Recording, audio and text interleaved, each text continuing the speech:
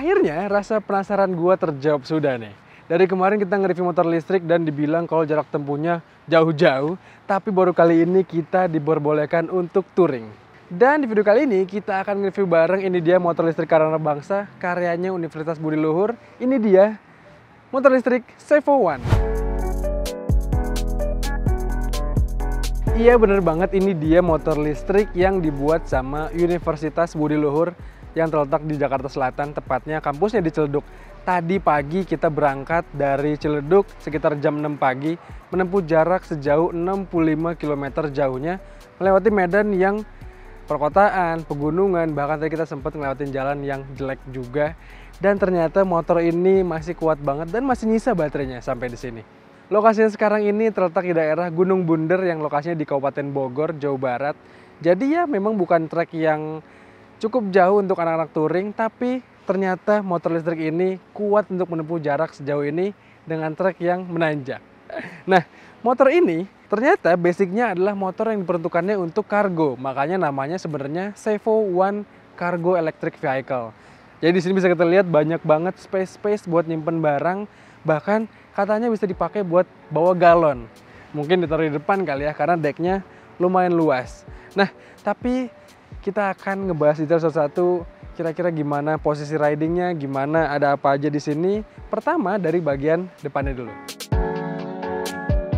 Dari depan sini nggak kelihatan kayak motor listrik kebanyakan yang biasanya modelnya bulat-bulat, yang modelnya agak modern banget. Kalau ini justru kelihatan kayak motor custom. Tapi memang Zevo One ini adalah motor listrik yang basicnya dari series Garuda lagi-lagi yang di custom. Dan katanya series Garuda itu udah hampir nggak ada di motor ini, yang tersisa adalah tinggal hub mesin listriknya yang ada di pelek belakang. Jadi overall semuanya udah diganti total, udah di custom total, bahkan sampai sistem baterainya pun udah diganti. Nah, tapi nanti kita bahas baterainya. Sekarang kita bahas dulu tampilan depannya, yang tampilannya motor retro klasik custom abis gitu ya. Tampilannya cakep banget, bahkan kalau di depan sekilas nggak kelihatan kayak motor listrik. Di depan sini bisa dilihat ada rack untuk menyimpan barang, lagi-lagi karena ini motor kargo, jadi banyak tempat penyimpanannya. Turun ke bawah, dia pakai lampu utama headlamp yang modelnya bulat dan full LED, modelnya Daymaker gitu, diapit sama lampu sen yang modelnya bulat juga. Terus ada pemanis di sini, aksen-aksen yang dibuat dari aluminium. Turun ke bawahnya lagi kita bisa lihat di sini dia pakai suspensi depan yang modelnya teleskopik. Modelnya lumayan cungkring dan ini adalah produk aftermarket. Turun ke bawah lagi, dia pakai roda yang modelnya lucu, imut-imut.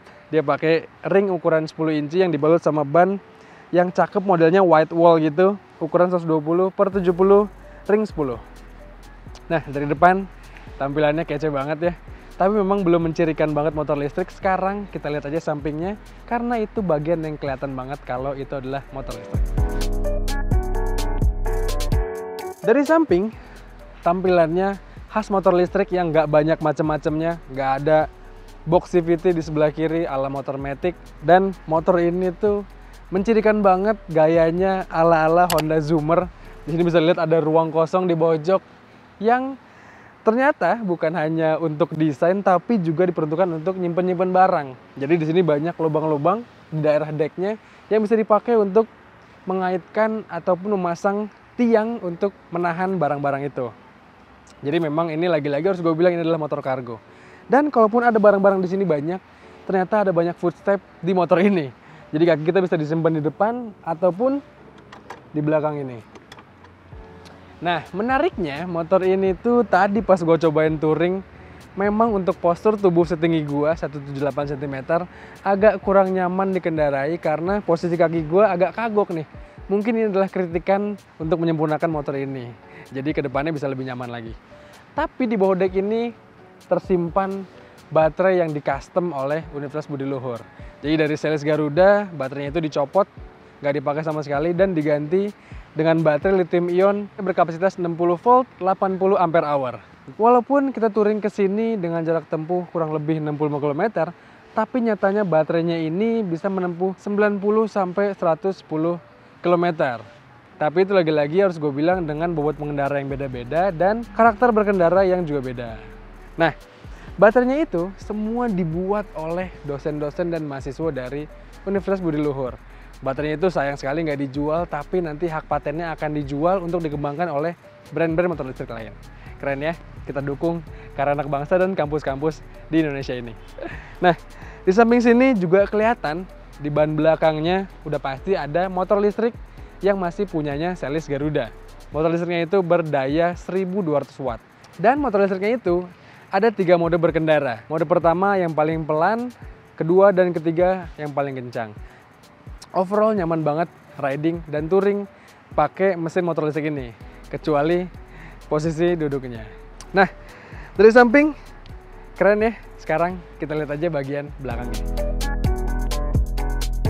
Tampak belakang lagi-lagi harus gue bilang nggak kayak motor listrik, tampilannya kayak motor custom banget. Terus di sini yang paling menonjol adalah bodinya yang bentuknya agak membulat gitu dan lengkap sama aksen stop lamp dan juga lampu sennya yang juga bulat-bulat. Spakbornya ada kecil, tipis di sini, menutupi roda belakang yang sama kayak depan, yaitu peleknya 10 inci dibalut sama ban yang ada motif white wall-nya ukuran 120/70 ring 10. Nah, suspensi belakangnya ini menarik menurut gua. Suspensinya punya karakter yang lembut, tapi nggak terlalu lembut banget supaya ngebuat motor ini masih enak dipakai di perkotaan. Tapi jangan khawatir karena suspensi gandanya ini bisa diatur-atur. Jadi adjustable. Terus di sini bisa lihat swing armnya lumayan tipis modelnya, tapi kelihatan kokoh banget. Dan satu lagi untuk urusan pengereman depan belakang dia udah pakai cakram yang dijepit sama kaliper satu piston. Jadi udah pasti walaupun kita touring ataupun riding pakai motor ini dijamin aman untuk pengeremannya. Nah, depan, belakang, dan samping udah kita bahas semua. Mana bagian yang favorit kalian? Coba sampaikan di komentar. Terus sekarang gue mau nunjukin posisi riding gue yang tadi gue kritik agak kurang nyaman untuk postur tubuh kayak gue. Yuk. Oh iya, motor ini nggak ada standar sampingnya, cuman ada standar tengahnya. Tapi tenang aja, mudah untuk mengoperasikannya. Kita turunin.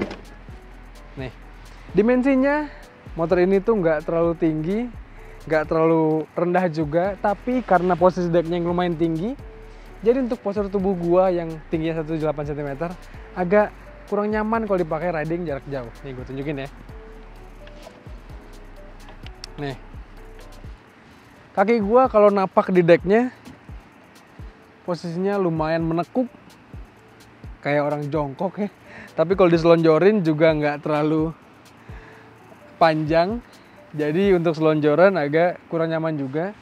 Dan kalau pakai foot-foot lagi agak kurang nyaman juga posisinya kalau untuk tubuh gua. Tapi overall sih posisi stangnya nyaman. Posisi ridingnya juga ya kadang-kadang bisa gua ganti-ganti sih kalau pegel. Kadang-kadang ke depan, ke deck, ke belakang. Kadang-kadang juga gua bisa bersila. Tapi nggak gua saranin karena itu membahayakan. Tapi overall tadi pengalaman gue touring pakai motor listrik ini tenaganya enak, torsi bawahnya motor listrik juga kalian pasti tahu dari review gue sebelumnya, motor listrik itu tenaga bawahnya atau torsinya gede banget, meledak-ledak. Jadi kalau dipakai buat nanjak, buat touring ternyata nyaman banget. Dan untuk kecepatan maksimal, motor ini diklaim bisa menyentuh angka 50 km/jam. Tapi tadi ketika gue lewatin jalan agak menurun, bisa dapat lebih dari 50 km/jam. Nah, motor ini juga ada 3 mode yang tadi gue jelasin. Tadi gue sepanjang jalan banyak pakai mode ketiga, jadi udah pasti ngebuat dayanya semakin terkuras.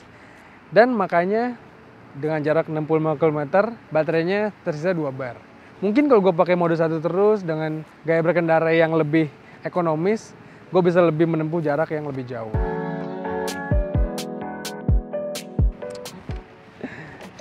Overall, ternyata motor listrik ini terjawab sudah pertanyaan gue, bisa dipakai touring.